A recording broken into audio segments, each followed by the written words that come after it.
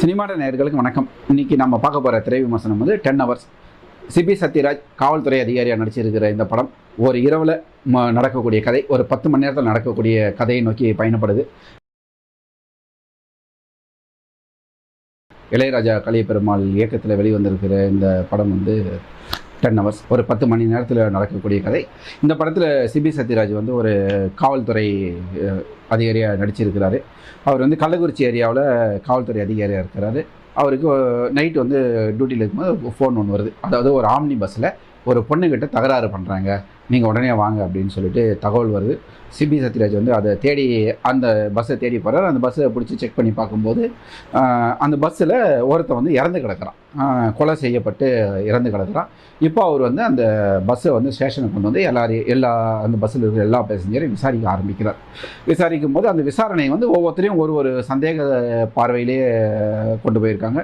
அப்படி விசாரிக்கும் போது அடுத்த நடக்கக்கூடிய லிங்குகள், அடுத்த கொலைகள் வந்து நிறைய நடந்துக்கிட்டே இருக்குது. இந்த கொலைக்கான பின்னணி என்ன அப்படின்றது தேடி போகிறது தான் இந்த படத்துடைய திரைக்கதை. இதுதான் 10 ஹவர்ஸோடைய திரைக்கதை. இதை இயக்கியிருக்கிறவர் வந்து நம்ம இளையராஜா கலியபெருமாள். இந்த படம் வந்து ஒரு நைட்டில் நடக்குது அப்படின்னும் போது அந்த படத்துக்கு உண்டான என்னென்ன விறுவிறுக்கணும் அதெல்லாம் வந்து ஸ்க்ரீன் பிளேவுக்கான அதாவது கதைக்களமாக எடுத்திருக்கிறார். ஒரு கொலை, அது தொடர்ந்து விழும் மர்ம முடிச்சுகள், இதை தேடக்கூடிய ஒரு இன்ஸ்பெக்டர், இப்படி கொண்டு போயிருக்கிறார். ஆனால் இந்த படத்தை பார்த்திங்கன்னா, அந்த படத்தில் விறுவிறுப்பு அப்படின்னு சொல்லிட்டு பார்த்திங்கன்னா ஒரு 10 மணி நேரத்தில் நடக்கும்போது எவ்வளோ பெரிய விறுவிறுப்பு இருக்கும். ஆனால் ஏன்னா இயக்குனர் வந்து அந்த விறுவிறுப்பை வந்து கொஞ்சம் நிறையவே மிஸ் பண்ணியிருக்கிறாருன்னு சொல்லிட்டு சொல்லணும். மேலும் இந்த படத்தில் வில்லனா வந்து நம்ம இவர் நடிச்சிருக்காரு, திலீபன் நடிச்சிருக்காரு. ஒரே ஒரு சீனுக்கு தான் வர. இப்போ இந்த மாதிரியான ஒரு கொலை நடக்கும்போது அதுக்கு கொலைக்கான ஒரு காரணம் ஒன்று சொல்கிறாங்க, மிகப்பெரிய அரசியல் காரணம் ஒன்று சொல்கிறாங்க. ஒரு ஏரியாவில் இடைத்தேர்தல் நடக்குது. அந்த இடைத்தேர்தலில் இருக்கிற கேண்டிடேட்டையும் வச்சுட்டு ஓட்டு பெட்டியை மாற்றி டூப்ளிகேட் ஓட்டு பெட்டியை உள்ளே வச்சு அதில் ஜெயிக்கக்கூடிய ஒரு ஆளாக வந்து நம்ம திலீபனை காட்டுறாங்க. அப்படி காட்டும் போது அவர் வந்து எவ்வளோ பெரிய ஒரு வில்லனாக காட்டணும். ஏதோ ஒரே ஒரு சீனில் வந்து பொசுக்குன்னு அடி வாங்கிட்டு போகிற ஒரு கேரக்டரை காட்டுறது, அது படத்துக்கு மிகப்பெரிய ஒரு வீக்கான காட்சி அமைப்பாக தான் இருக்குது. ஏன்னா இந்த படத்தில் இடைவேளை வரைக்கும் உண்மையில் இடைவேளை வரைக்கும் நல்ல ஒரு விறுவிறுப்பாக கொண்டு போயிருக்கிறார். அந்த கொலைகள், அடுத்தடுத்த கொலைகள், அதுக்கான முடிச்சுகள், இதெல்லாம் வந்து எப்படி அவிழ்க்க போகிறாரு அப்படின்றதுல வந்து ரொம்ப விறுவிறுப்பாக தான் கொண்டு போயிருக்காரு. ஆனால் இடைவேளைக்கு அப்புறமாட்டி என்ன திரைக்கதை கொண்டு போகிறதுன்னு தெரியாமல் இயக்குனர் வந்து சற்றே கொஞ்சம் தொய்வடைஞ்சிட்டு இருக்கார் அந்த ஸ்க்ரீன் பிளே இதில். அப்புறம் சிபி சத்யராஜ் வந்து படத்துடைய ஆரம்பத்துலேருந்து கடைசி வரைக்கும் நடிக்க முயற்சி பண்ணிக்கிட்டு இருக்கிறார்.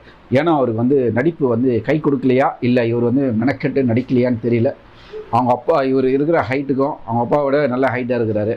அவருடைய பர்ஃபார்மன்ஸ்லையும் அவருடைய ஆட்டிடியூட்டில் ஒரு 10% எடுத்திருந்தா கூட ரொம்ப சிறப்பாக பண்ணியிருக்கலாம்.